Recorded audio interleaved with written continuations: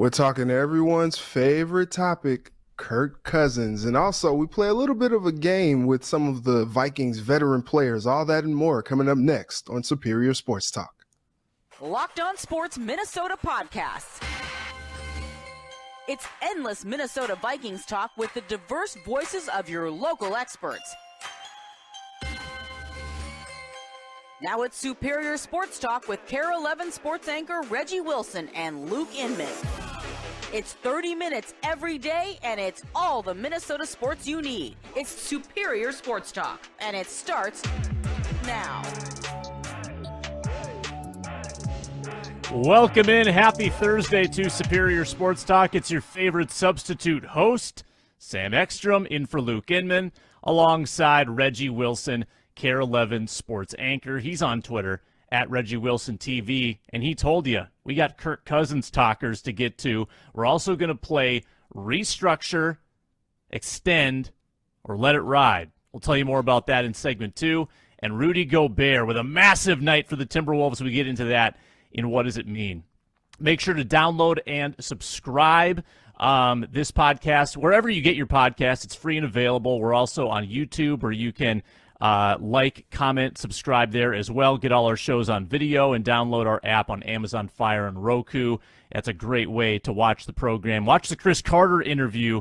Now over 22,000 views. He and Ron Johnson sitting down talking Justin Jefferson. So Reggie, let me preface it like this. When aliens take over Earth and they're sifting through the records to say, what did humans do for recreation? And they go to you, Reggie. They say, hey, first of all, we dominate the earth, but we'd like some information from you, Mr. Sportsman. This Kirk Cousins guy, the 2022 season, and they will ask you this, was this guy good? Was this guy a good quarterback? Because the stats don't seem like he was very good, but the record was very good. So what would you tell them, Reggie? What would you tell them about 2022 Kirk Cousins season? I'd say you kind of have to bypass a little bit of the numbers a little bit. And I know with quarterbacks, it's all about the numbers. But I think the numbers tell a different story than the games. And we've seen Kirk Cousins not play his best games. I don't think he had his best game in the last game against the Jets. Certainly not against the Eagles. Certainly not against the Cowboys. But I got 9 games that the Vikings won in one-score fashion that I would challenge you to look at his numbers and to look at his numbers when the games matter most. You look at the game against the Jets, 7-play, 75-yard drive where he went 5 for 5 for 62 yards on that drive, culminating in a touchdown to Justin Jefferson on Sunday that ended up being the difference in the ball game. And so many times, as the Vikings are 9-0 in one-score games, that Cousins has made the right plays to put them in position to win all 9 of those games. And the numbers haven't been flashy. He's not gone over 300 yards much this season. He's gone 3 touchdowns once or twice. But the team is winning. And he's doing a little bit more than what you would call on from a game manager, because some of these passes that he's made have been absolutely money. And some of the decisions that he's made have been very much in the favor of the Vikings winning some of these football games. And I think that's the mark of a good quarterback. I don't believe he's just a game manager, because usually with a game manager, you put the ball in their hands and you're like, just don't mess this up, okay? They're actually putting the ball in Kirk's hands and telling him to make something happen with it. And he's doing that more times than not. And so I think this is probably one of his best seasons of his career. You look at the record, I know it's not necessarily the eye-popping numbers, flashy. Kirk Cousins, 4,000 yards, 30 touchdowns, keeping the interceptions down.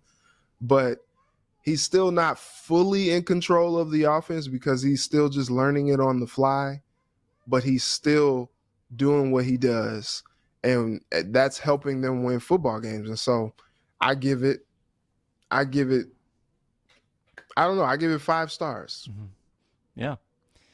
Well, thank you, sports humans, say the aliens. And also, what are those glass panes covering your eyes? That's very weird.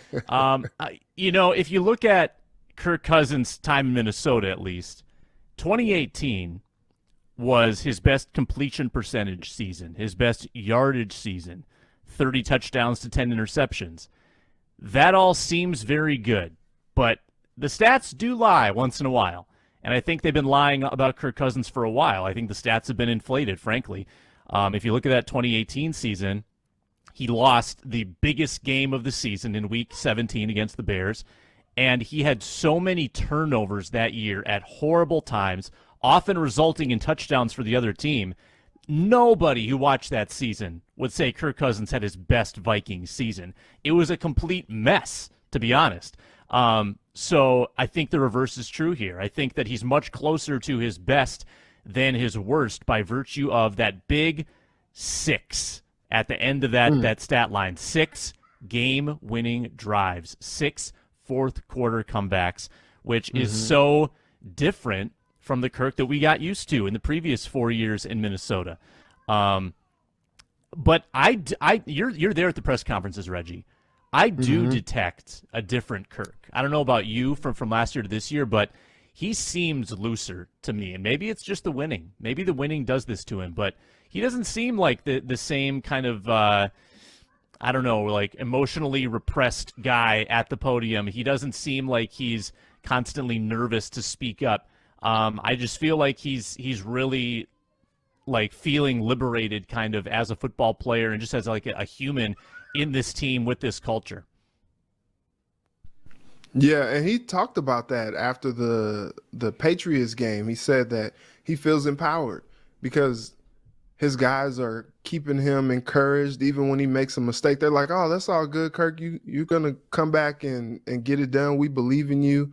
The confidence that his head coach has in him to put the ball in his hands to go win a game. Like, I think that stuff matters.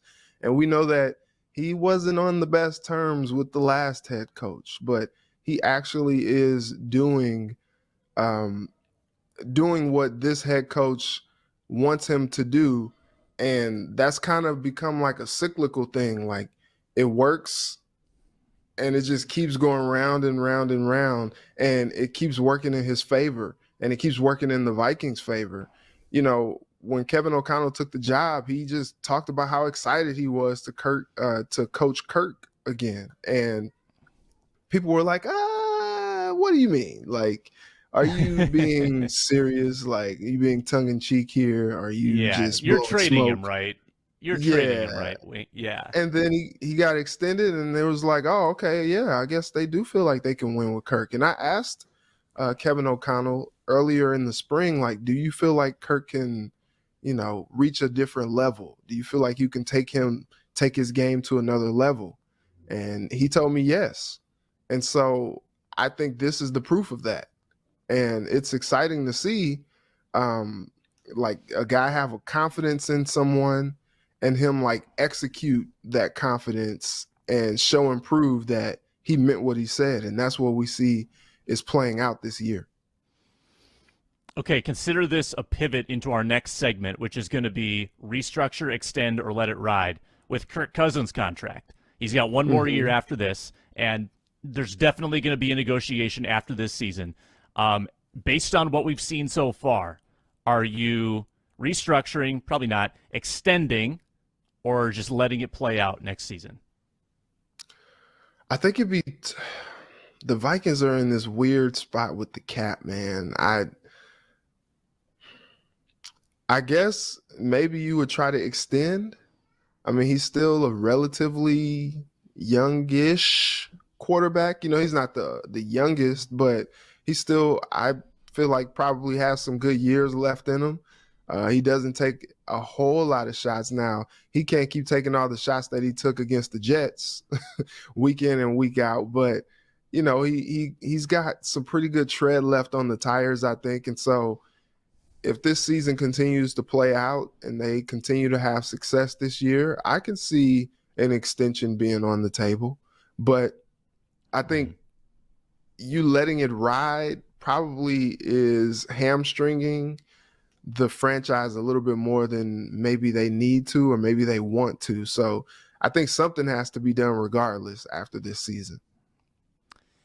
Yeah, I mean, number one, if you let it ride, that creates a lame duck quarterback situation, and then maybe there's some hurt feelings because typically quarterbacks who win double-digit games don't go into the next year facing impending free agency. So there's going to be some sort of way to massage Kirk Cousins' feelings about this, and I think the best solution is another 1-year extension, which not only gives him that vote of confidence, but it probably knocks down next year's cap number. Usually that's the way that works, is you up the guarantee and you lower the initial impact and push that down the road. I think that's probably what happens. More of these conundrums after this, but first a word from betonline.net, your source for sports betting info, stats, news, and analysis. Get the latest odds and trends for all the pro and amateur leagues. That's NFL, NBA, NCAA football, and basketball at betonline.net.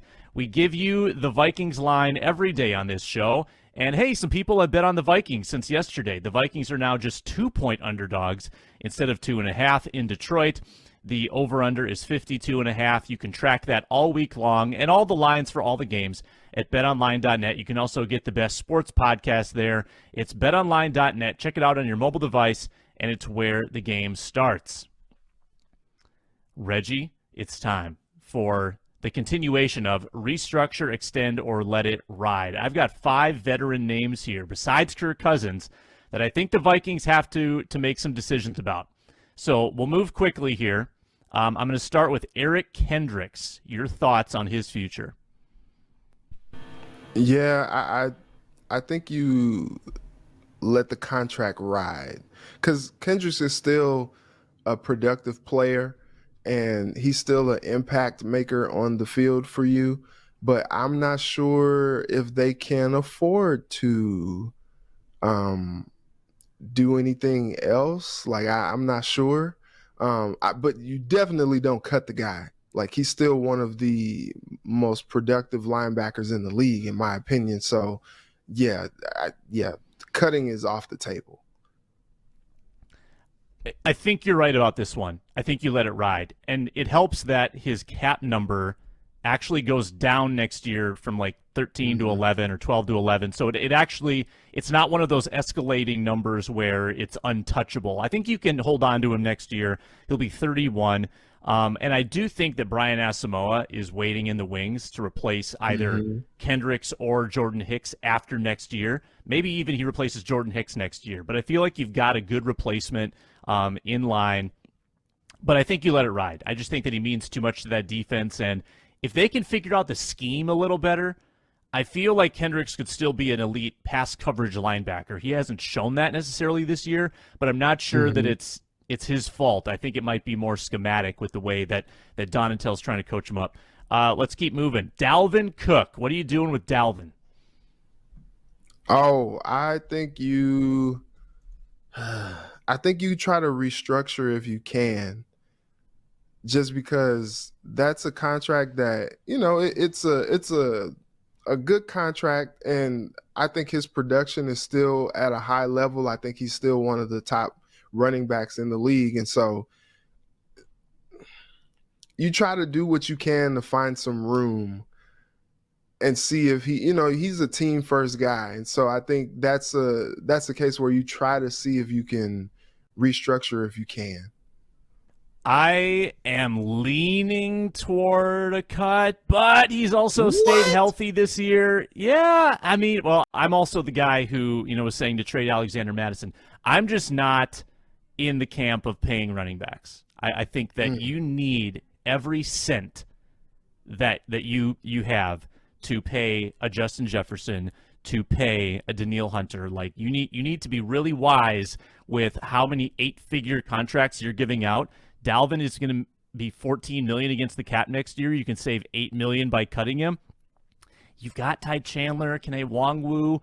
I think that this is going to become a churn and burn kind of front office where they bring running backs in, they use them up for 4 years, and I know fans get emotionally attached, and it's hard to deal with, but I don't think Dalvin's representation is going to accept a restructure. So I think your hand will be forced to make a really tough decision on that.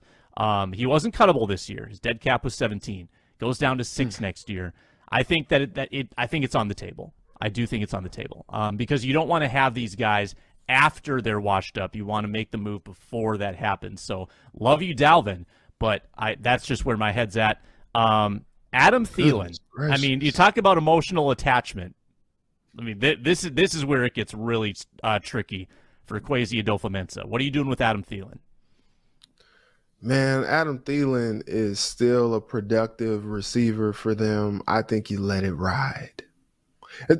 Just a quick aside, Bill Belichick. So I am not a fan of cutting people as a person who was cut in 2 jobs ago. So I'm not going to say cut any of these guys. So I'm going to always say, let's try to find a way to work it out. Like, and even in relationships, you're like, you know what, let's just work it out, baby. Let's find a way to work it out. Yeah, I mean, that's good. There's got to be a little good cop, bad cop dynamic here. I'm okay being the bad cop. So I'm not saying cut Adam Thielen, but the contract is not doable. He's due to make 19, or this is the cap number, 19 million next year, closer to 20 million actually. There's just no way that flies. Now the dead cap is still pretty high. It's 13.5, which they kind of kicked this one down the road. I know they were trying to save money this year, so I think their hands are definitely a little tied. I think that Adam Thielen, out of sort of his desire to leave a legacy in Minnesota, is a likely candidate to accept a restructure. So I think that you do everything you can to restructure the contract. Maybe you push up the free agency date, kind of like they did with Danielle Hunter, like they did with Anthony Barr last year, and you make it kind of a year-to-year thing. And you say, hey, like, can we give you 12 next year, and then we'll see what happens. But you cannot continue at that cap hit. So I'm going to say restructure. And if he straight up says, no, I'm not, I don't think he will. If he did, I think you have to. I think you have to cut him. Yeah, you're not going to pay Adam Thielen $20 million and Justin Jefferson $30 million, which you're probably going to owe him. That just doesn't make sense. So you've got some conundrums here, Reggie, and couple more. Okay, Danielle Hunter, 1 year left on his deal. So you're not saying cut. Are you going to let it ride or restructure? I think you let it ride. I think you let it ride because he's been largely healthy this year, and just let him go out there and prove it. I know he was probably looking for a contract extension this past offseason, and look, it would have been some like in confidence type of a situation if they did do that because of the last 2 years, him not being healthy, but he's largely stayed healthy this year. I do think his production has been a little bit down. Like, I think it leaves a little bit to be desired, like as far as him being a true like disruptor out there. But I think he's a guy that you definitely want to keep around on the football team. One of the best edge rushers that you have. So I think you find a way to just let it ride. I lean on that side too, Reggie. I think that with 1 year left on the deal, I'm just not sure that you want to commit max edge rush money to another player right now. You have to be really judicious with the way that you are giving out big contracts. And I think that considering Danielle's health and considering just your overall sort of roster building situation, I think that having him on a prove-it deal is not a bad thing. If he wants to go out and get 20 sacks next year, well, then you can bid for him, I guess, the next free agency. But I'm with you. I don't think you want to, unless you're getting an absurd deal in year one where you can like knock that cap hit down to almost nothing, which probably doesn't work out that way. I think you let it ride. So last one quickly, Harrison Smith, who's having a nice resurgent year. I like Harrison a lot. This is fun to watch, but another tough cap situation. So Let me give you the details quick before I put you on the spot. Harrison Smith Mhm. has 3 years left on his deal. Cap hits of 19, 19, and 22. So it's another Adam Thielen situation. What would you do with Harrison? I think you see if he wants to restructure. That would probably be helpful just because in the Vikings mind, it's like, look, we're getting high production from Harry still, but you would think that maybe his best years are behind him and not in front of him, even though he's still a super productive player right now. And so maybe you come to the table like, hey man, if we turn this into some money in form of a signing bonus right now, just to get that cap number down over the next few years, let's talk about it. Can we talk about it? And see what he says. He seems like a Vikings lifer, kind of like Thielen. And so, they need some help, man. They're strapped with the cap. And they got to be able to fill out this football team and still be competitive in this competitive rebuild that Kwesi talked about. And so that would be a tough one. I feel like, they probably drafted Lewis Seen to be like the heir apparent to Harry, but he ain't there yet. And especially after this injury, like it's probably going to be another couple years before you think about maybe inserting him full time into the lineup. So maybe a restructure gets you down the line until you can get Seen up to par and ready to go as a starter. Yeah. You would just kind of need that.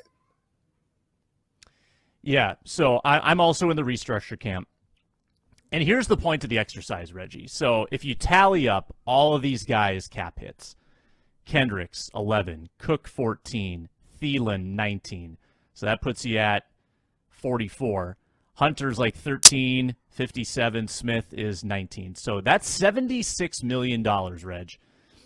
You can't keep them all at those numbers. Like, there are going to have to be some tough conversations that happen this offseason.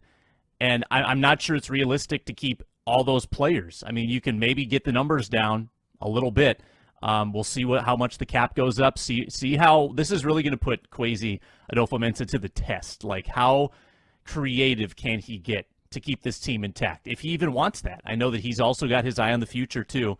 So that's the point. There's a lot of difficult decisions that are going to need to be made. So enjoy the season while it's happening, because all your favorite players, they're not all guaranteed to be here next year. So that's my waxing poetic about the Vikings roster. Appreciate it while it's here. Don't let it get away. Before we get into our What Does It Mean segment, Kirill Kaprizov, franchise record, Rudy Gobert, massive block last night. Let me tell you about Built Bar. They've got some unbelievable new reimagined flavors. I had some on the Lockdown Retreat last week, and they were spectacular. Cookie dough topper, coconut brownie bar, coconut brownie topper, and this sounds like a good holiday flavor, white chocolate peppermint granola. Built's take on the granola bar. It is insanely tasty. And candy cane brownie puffs, have it for dessert. So if you haven't tried Built before, they're literally the best tasting protein bars in the world. Sink your teeth into 100% real chocolate while still getting 17 grams of protein, only 130 calories. You can't beat it. You just can't beat it. It's life-changing. So if you haven't tried Built, try them now at a discount. 15% off your order right now by using the code LOCKEDON15 at Built.com. It's time to tell us, what does it mean? What does it mean, Reggie? Kevin O'Connell spoke to reporters yesterday, and he inferred that Irv Smith Jr. could be back before the end of the year and could be on the field along with T.J. Hawkinson. What does it mean, Reggie, that the Vikings could have two quote-unquote number one tight ends before the season's over? Man, that means it's scary hours for the defense. And that also means that you would hope that they could stay on the field and not have to punt after some of these goofy, game-stalling drives.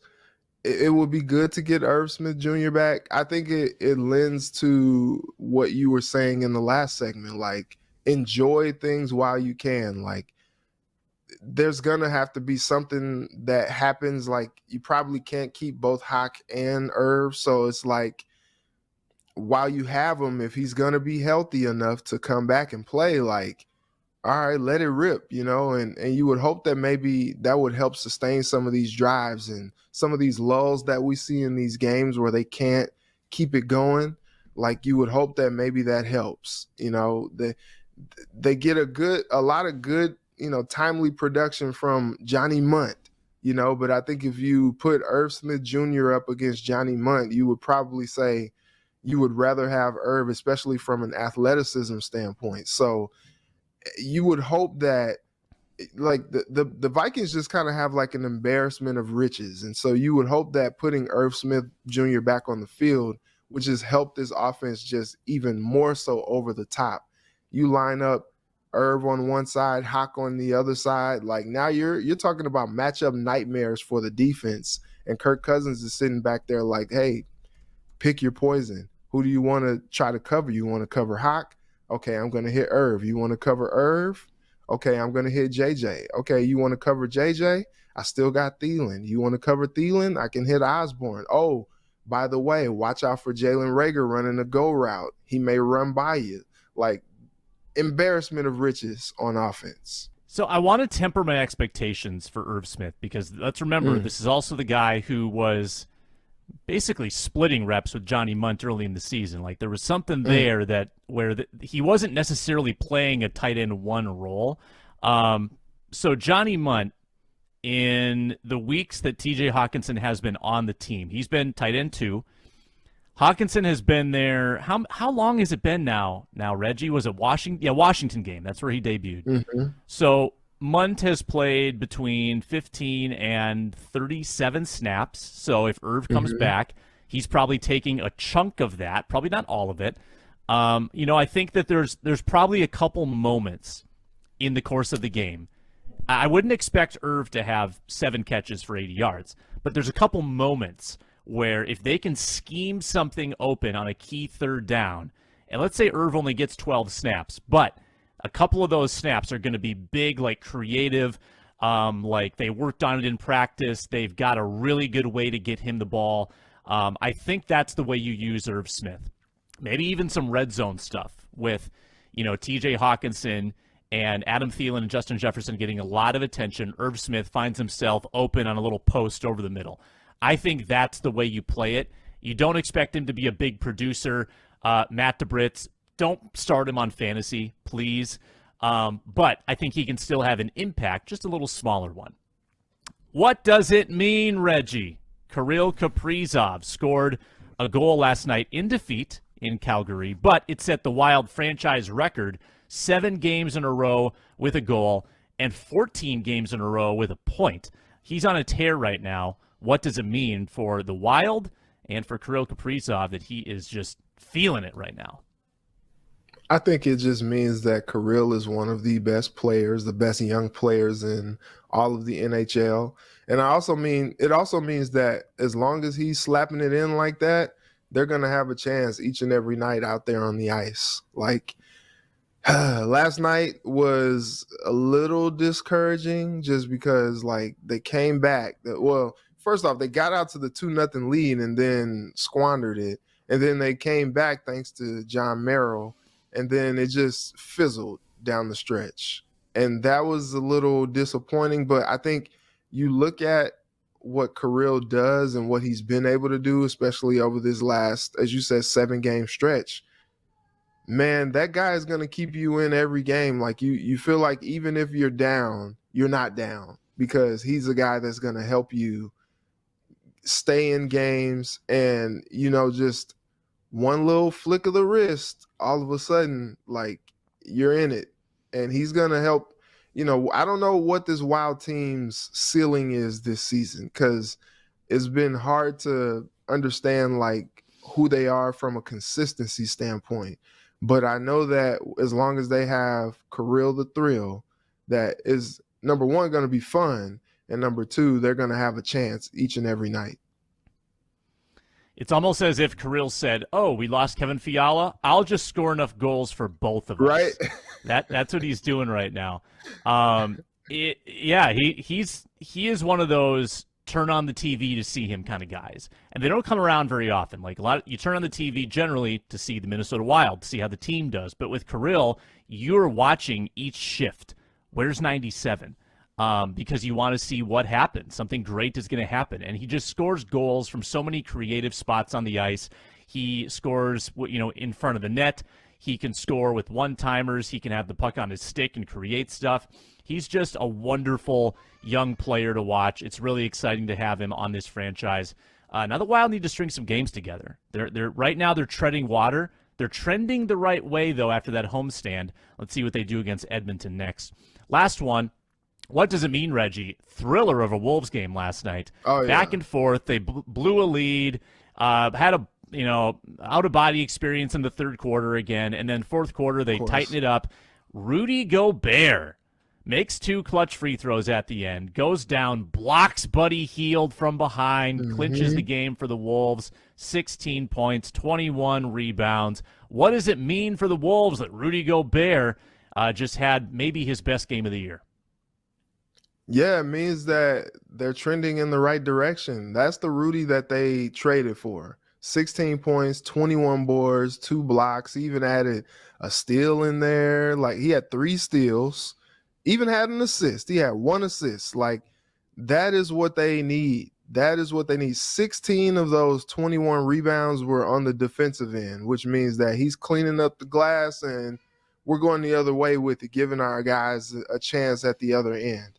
And last night was probably like a good exhibition on why they traded for Rudy. Gets the free throws, which it's like, look, you're playing with house money at that point. Like, if he's going to hit those 2 free throws, you're like, well, all right, we'll take it, Rudy. And then you go back on the other end, and Buddy Hield was on fire last night. And he goes down and swats that. And then the exclamation point at the end with the dunk before the buzzer, like that was just, it was like, all right, take that back to Indy with you guys. Thanks for coming. Appreciate it. Get out of here. And so that is encouraging. It was also nice to see, D'Lo scored 28 points as well. I think they're going to continue to figure this thing out. I mentioned yesterday I was talking to Rebecca Brunson the other night, like, hey, what do they do? Like, how do they get better? And she was like, those guys are probably just out there thinking too much. Just go out there and hoop. And I think last night, after they got down and, lost the lead and had the treacherous third quarter, shout out to Jordan McLaughlin for, bringing them back. I feel like they were just like, okay, it's just time to hoop, guys. Let's stop thinking about it too much. Let's go out here and hoop, play our game, and let's put it on these Pacers. And that's what happened. So hopefully they're starting to figure some things out and really kind of take advantage of this time where they're starting to gel and try to figure things out without Cat in that lineup. That's the linchpin here. Cat is not in the lineup. So the negative way to look at this is it a little bit disarming that there's some Wolves that are playing their best basketball right now without Cat? Like, does Rudy actually thrive more when he's the one big guy up front? Does Anthony Edwards? No, you're shaking your head emphatically. I think it's a talker. I think it's a talker to say that when Cat comes back, they're going to have to readjust. Oh, for sure. Yeah, for sure. But I think everybody is doing what they can to replace Cat's production as well. Like, they've been used to Cat being able to get them 20, 25 points and, at least 8 boards a night. And now you're trying to figure out, like, you got enough star power there. You got enough talent there to win these ball games. And now you're seeing that, on nights where Cat was getting 25 or so, like maybe only D'Lo was getting 12 to 15 points. Now, you need him a little bit more as a scorer to get you 28 points. And Edwards. It didn't matter if Cat was there or not. Usually he was getting his. And so I think that's going to be a situation to monitor. But look, so many people are ready to say, like, the Wolves are better without Cat. So many people. And, you see games like last night and you're like, see, I told you. And it's like, not so fast, my friend. I just think that they are not that they're overcompensating, but they are doing what they have to do without Cat to get it done. And when he comes back, yeah, there's going to be an acclimation period. There's going to be, some growing pains and adjustment to work him back into that lineup. But I don't understand how you are without an all-star and somehow the team is quote unquote better. I just don't see it. Yeah, I'm not the one to answer that question. I'm far from an elite NBA Timberwolves mind, but I think it's interesting. That's all I'm going to say. Reggie Wilson, awesome contributions. Make sure to subscribe to this show wherever you get your podcasts. Subscribe on YouTube if you're watching and you haven't subscribed yet. We're on our way to 4,000 subscribers. We really appreciate everybody's support. Follow Reggie on Twitter. He's active there, at Reggie Wilson TV. I'm Sam Ekstrom, at Sam Ekstrom. Find me on The Ron Johnson Show or the Minnesota Football Party as well on Locked On Sports Minnesota. Matt DeBritz directed, and until tomorrow's roundtable, so long. Be blessed. Spread love today.